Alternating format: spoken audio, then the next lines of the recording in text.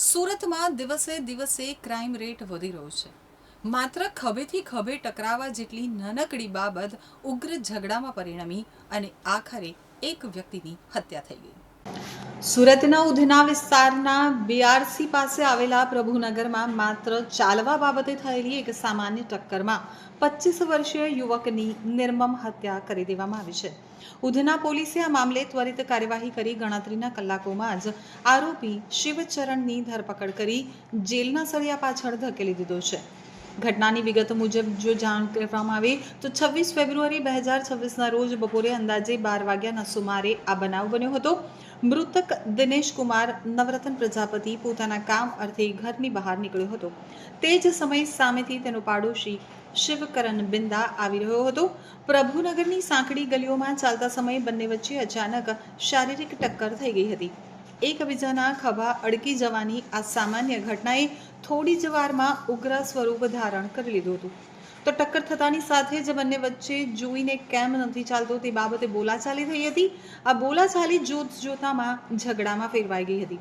પ્રત્યક્ષદર્શીઓના જણાવ્યા અનુસાર શરૂઆતમાં બંને એકબીજાને ગાળો આપી રહ્યા હતા. આ દરમિયાન મૃતક દિનેશ પ્રજાપતિએ ઉશ્કેરાઈને આરોપી શિવચરણને 2-4 લાફા મારી દીધા હતા અને જાહેરમાં તેને માર માર્યો હતો. આ ઘટનાએ આરોપીના અહંકારને ઠેસ પહોંચાડી હતી અને તેણે મનોમન બદલો લેવાનું નક્કી કરી લીધું હતું. તો જાહેરમાં મળેલો માર શિવચરણ સહન કરી ન શક્યો અને ત્યાંથી જતો રહ્યો, પરંતુ તેના મનમાં બદલો લેવાની આગ સળગી રહી. તેણે પોતાના ખિસ્સામાં એક ધારદાર તીક્ષ્ણ હથિયાર છુપાવ્યું હતું. દિનેશ ક્યાં જાય છે તેની વોચ રાખવાનું શરૂ કર્યું. દિનેશ જ્યારે પ્રભુનગર મકાન નંબર 217 પાસે આવેલી અરવિંદભાઈ કિરાણાની ચાલ પાસેની ગલીમાં એકલો હતો ત્યારે શિવચરણ ત્યાં ધસી આવ્યો હતો અને બંને વચ્ચે ફરીથી એ જ ટક્કરની બાબતે ઉગ્ર દલીલો થઈ હતી.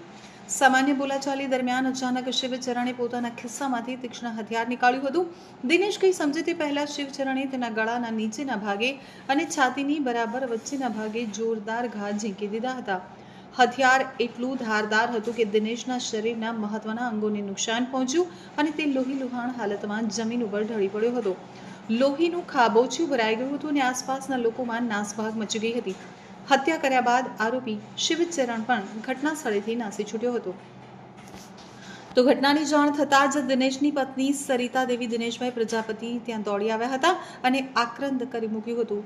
ઉધના પોલીસની તાત્કાલિક જાણ કરવામાં આવતા પોલીસનો કાફલો ઘટના સ્થળે પહોંચી ગયો હતો. પોલીસે મૃતદેહને પીએમ અર્થે હોસ્પિટલ ખસેડ્યો હતો અને પત્નીની ફરિયાદના આધારે હત્યાનો ગુનો નોંધ્યો હતો.